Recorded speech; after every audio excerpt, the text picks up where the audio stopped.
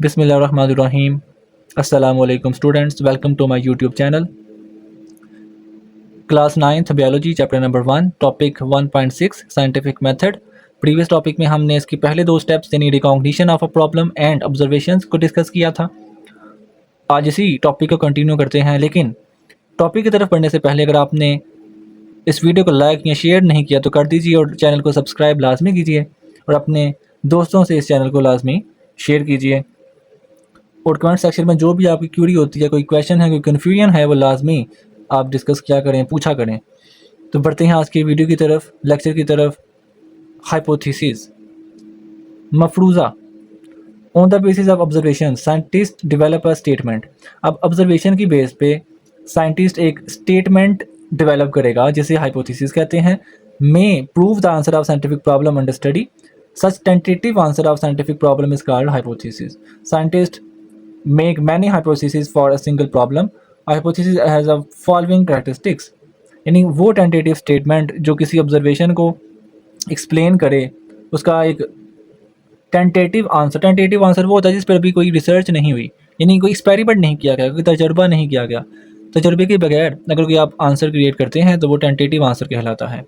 अब एक अच्छे हाइपोथेसिस की कौन कौन सी खसूसियात होती हैं? Characteristics number 1, it is a proposed statement to the answer of the problem.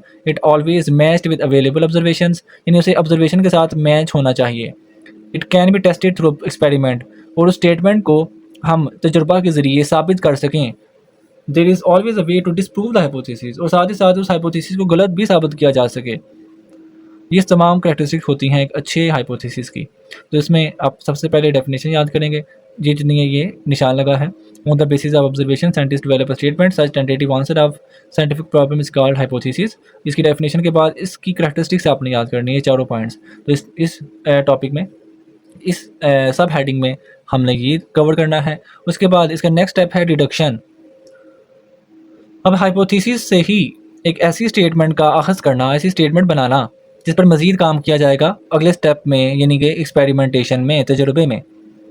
Scientist develop logical result from the hypothesis. Such logical result of hypothesis are called deduction. ये इसकी डेफिनेशन है, डिडक्शन यानी ये लॉजिकल रिजल्ट है किसी भी hypothesis का। इसके हम नेक्स्ट इसकी एग्जांपल भी डिस्कस करते हैं। Deduction follow the pattern of if then statement. Deduction में इफ़ और देन की जो वर्डिंग है वो लाजमी इस्तेमाल की जाती है। Scientist assume that if hypothesis true then what might be results.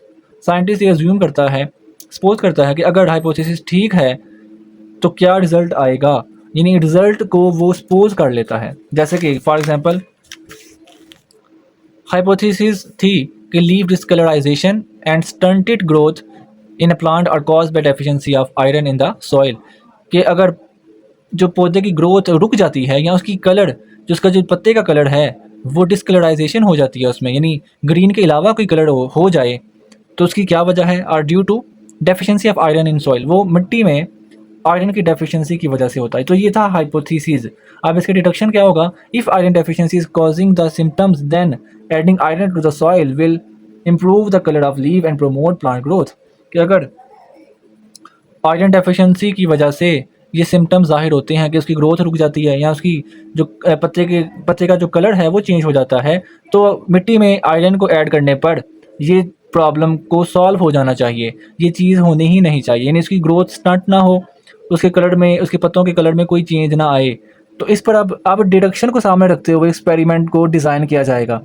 यानी कोई ऐसे प्लांट लिए जाएंगे जिसमें आयरन डेफिशिएंसी हो और कुछ ऐसे प्लांट्स को ग्रो कराया जाएगा जहाँ पे आयरन की डेफिशिएंसी ना हो। उसके बाद देखा जाएगा किस में डिस्कलराइजेशन हुई या ग्रोथ अच्छे से नहीं हुई।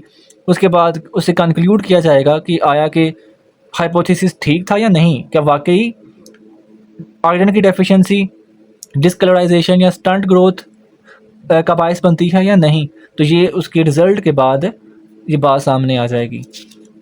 तो आज के इस टॉपिक में हमने हाइपोथेसिस और डिडक्शन को डिस्कस किया। हाइपोथेसिस की डेफिनेशन और उसकी कैरेक्टरिस्टिक्स, डिडक्शन की डेफिनेशन है इसमें करनी है। बस उसके बाद बाकी तमाम जो टॉपिक है आपने अच्छे से उसे डिस्कस कर लेना, यानी रीड कर लेना है। मिलते हैं नेक्स्ट वीडियो में, और नेक्स्ट वीडियो में हम कोशिश करेंगे कि इस टॉपिक को, जो कि हमारा बाकी बचा है एक्सपेरिमेंट्स और रिज़ल्ट, इसे हम कवर करें। मिलते हैं नेक्स्ट वीडियो में, तब तक के लिए अल्लाह हाफ़िज़ व नासिर।